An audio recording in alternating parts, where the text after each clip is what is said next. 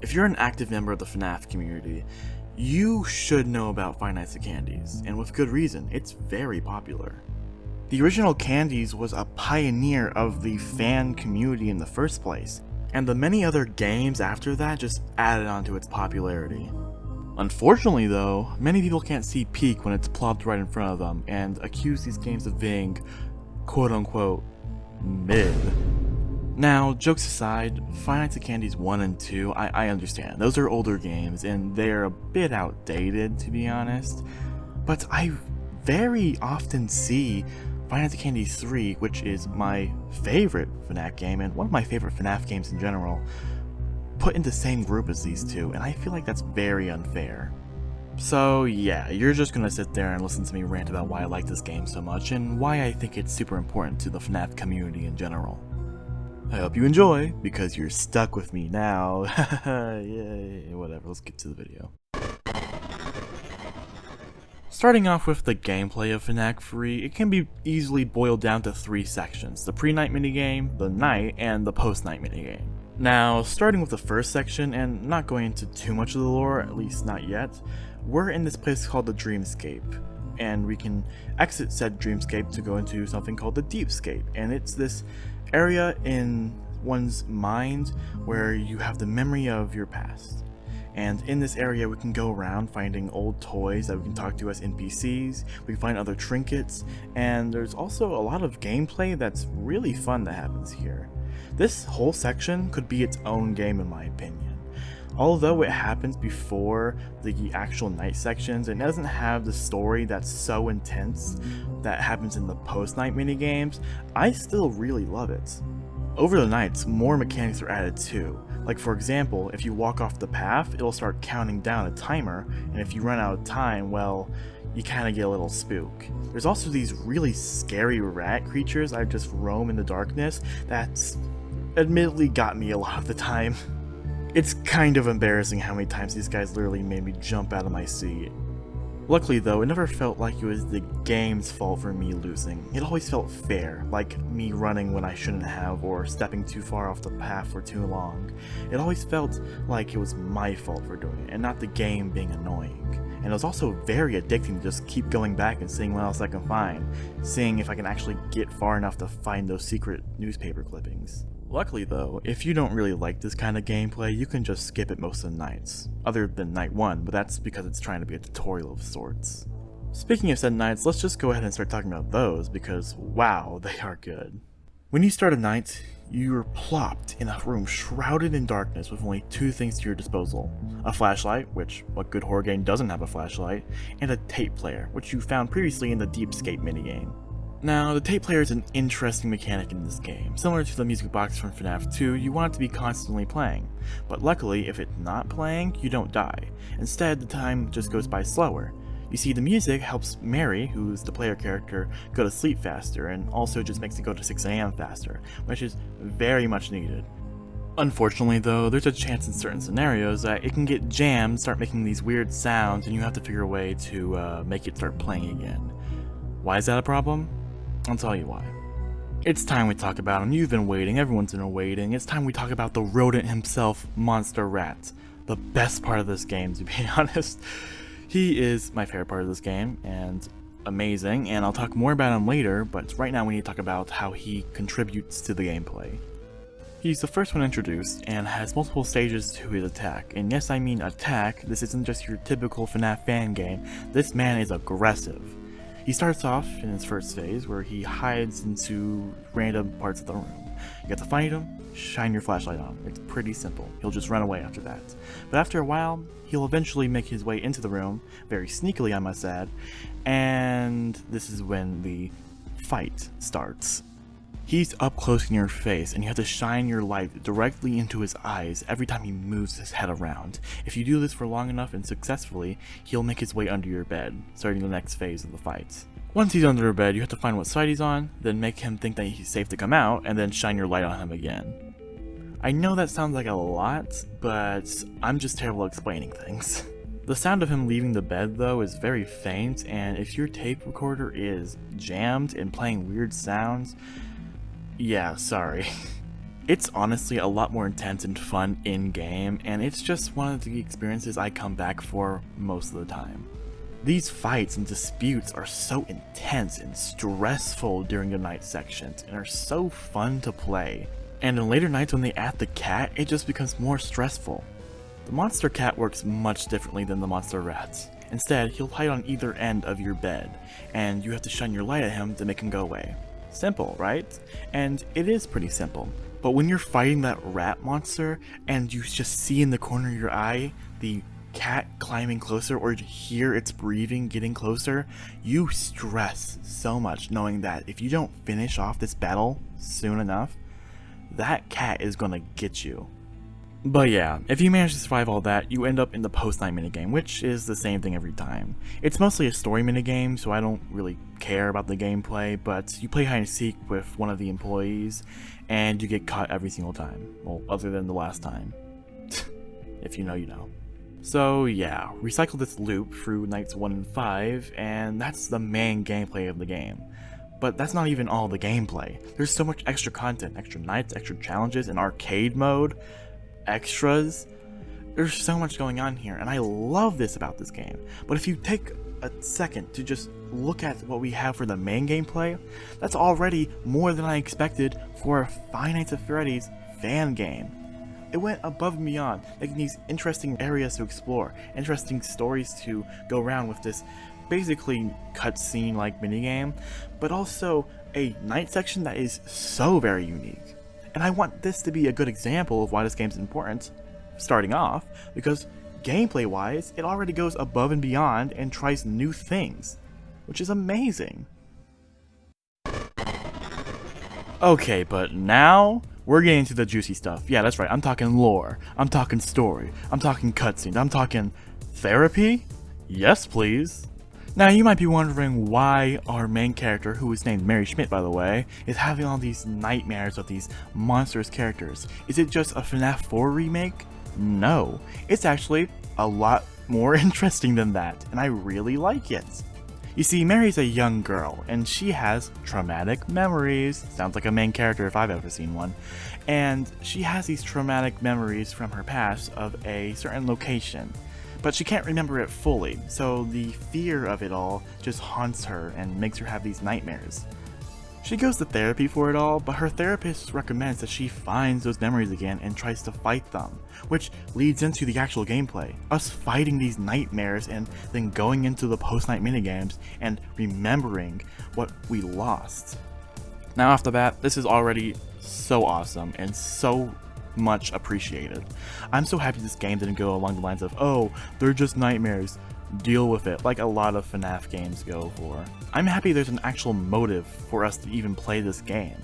Mary wants to remember her past, and to do so we have to fight these traumatic readaptations of her traumatic memories. It gives us a reason to care, and even just makes the hit of the final reveal so much more impactful. On night 5, we see a memory. It's a crowded time. A lot of people are there for a special new show, and a lot is happening. Usually, we'll go hide in a little cabinet or under a table or whatever during the, hide and seek sections. But this time there's too many kids, and they're taking up a lot of space. Luckily though, one of the employees who was dressed as the cat accidentally left the door wide open. So we go inside and hide in the metal closet that they have in there. The rat saw us though, comes inside and tries to look for us, only to be called out by another actor. There's one other mascot that I haven't mentioned, and that is the puppeteer. Other than the rat and cat at his feeder, he also is an actor, and he comes in yelling at the man in the rat costume. He tells him to go home because he is, let's say, under the influence. And that's not okay because there's a lot of kids and a lot of parents around, and if they found out, it would not be too good. They get into a bit of a fight, and this happens.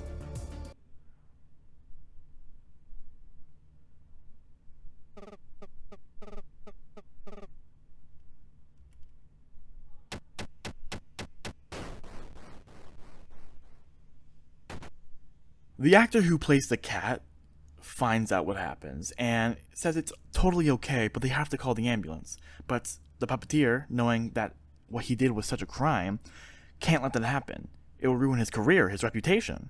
So he does something he can't come back from.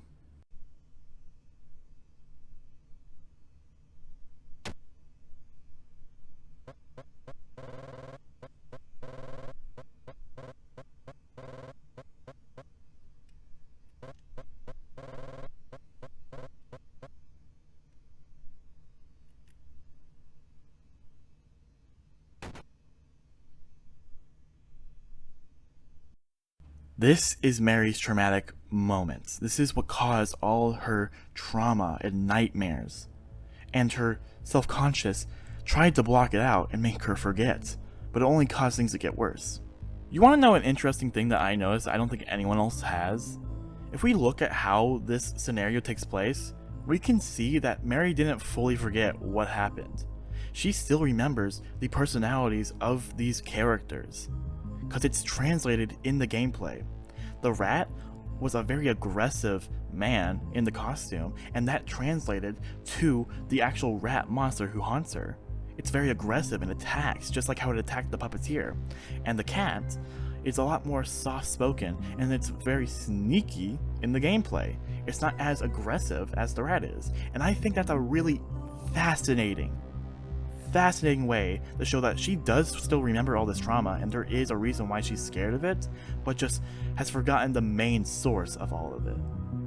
But yeah, just imagine what she had to go through. That would be so terrible. And luckily, she tells her therapist all this, who tells the authorities, and the authorities arrest the man who did all these crimes, the puppeteer. A funny detail though is, after all this happened, he went on to go play a villain role in a movie, I'm pretty sure, and I'm pretty sure in like the whole newspaper thing it said that he was like, oh wow, he played a really good convincing villain role. How did he do this? This is so good. And I just feel like, how did a guy get famous from like a scenario like that, and then goes on to be an actor and plays a good villain role, and you just don't question it at all? Like, he's like, man, he's really good at being a villain. I wonder where he got the talent from. Yeah. It's just funny to me. And just really good writing. Now, once again, there's still more story stuff going on in this game. There's another night with a boss fight against the puppeteer, I guess. And there's other arcade games and secret mini games and stuff, and they all have their own lore stuff, but I don't want to talk about that. I want to talk about the main game, the main story, because once again, it still goes above and beyond. Like I said earlier, it could have just been, oh, you're having nightmares, that's the story. But no, they introduced the therapist, they introduced this villain, they introduced this concept that is so fascinating to me, and I love it. It's so unique and well thought out, and I just gotta give props to the creator, because wow.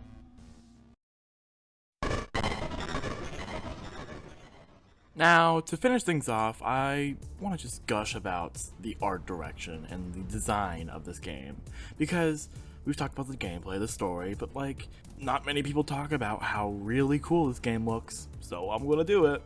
This section's going to be a little short, because it's just going to be me ranting about stuff I like about the design of this game, so let's just get into it.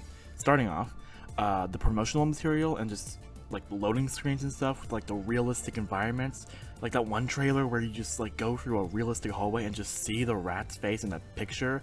I love that. I love that so much. That just builds such a good environment and like builds out the world. It makes it feel real. It makes it feel real. And the loading screen is also just so fun to see the perspective of the monster. Oh my gosh, it's so cool. Next, the color theory of this game, dude, amazing. The harsh reds compared to like the glowing eyes of these monsters, especially like on the menu, it's like the red in the background and the glowing piercing red eyes coming from the rat and the cat. It's awesome. And another example is the bedroom. It's a pink color, so it's perfect for like a young girl. It makes sense that way, but also it's just the right shade of pink to make it still feel sinister, still have that evil sense that the original crimson red color was giving off. And it's just, chef's kiss. Also, I know I said I wouldn't mention like other post-game stuff, like other content, but the fight against the puppet boss fight that happens in the bonus night, I love how the colors switch to dark blues and purples, yet somehow it still gives off the evil and dreadful vibe that the crimson red gives off. Even if it's like much more calmer color, it still feels so sinister. And that's why I love this game so much. Oh my gosh. Though I'm getting ahead of myself, let me just go ahead and talk about characters since we're on the subject. The characters in this game, although there aren't that many, are still phenomenal. The design for the rat and the cat are amazing. They somehow mix this blend of realistic and organic and real beast with mechanical monsters, and it's so perfect. It's also one of like the best FNAF fan game designs ever. One of the best FNAF designs ever, in my opinion. I love it when games turn the animatronics into actual monsters. These things look like things that would haunt you, things that would go under your bed and wait for you to go to sleep and just pounce at you. And not even to mention the puppet or Vinny or whatever. Dude, the animation for the guy when he retreats back into the background, back into the darkness, or just anything. It's remarkable. The attention to detail is just so cool. And I love it all. This isn't even like on script. I'm not even looking at my script right now. I'm just gushing about it at this point. I'm just gushing about it. This is a section that a lot of popular FNAF fan games that are coming out recently are getting right. More animations, more cool, interesting color schemes and stuff like that. It's a lot of that is happening more commonly nowadays, which I love to see. But this was like the original example of that.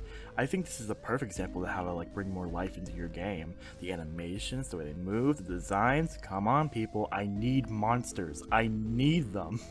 But yeah, I think it's safe to say that the art direction of this game is very important, and a lot of people should take notes, because the animations and the designs and just the color that gives you such a feeling, it's magical.